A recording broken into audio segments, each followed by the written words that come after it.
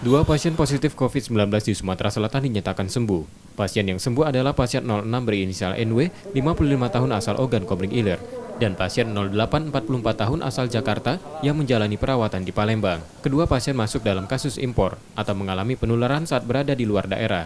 Keduanya dinyatakan sembuh COVID-19 setelah pemeriksaan swab 2 kali.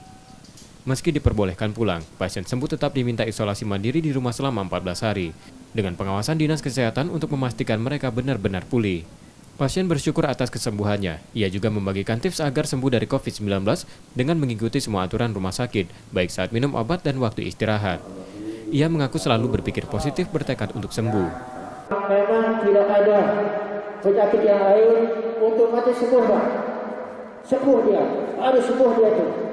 Karena pelayanan bagi suster, ibu suster, bagi pak perawat, baik dokter yang ngasih saran kepada kami, saya ikuti aturan dari rumah sakit ini.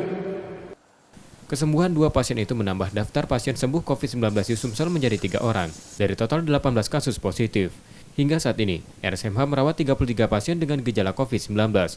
Masih 12 pasien yang tengah dirawat di RSMH Palembang yang kesehatannya perlahan membaik. Rizky Nurmizan, Kompas TV, Palembang.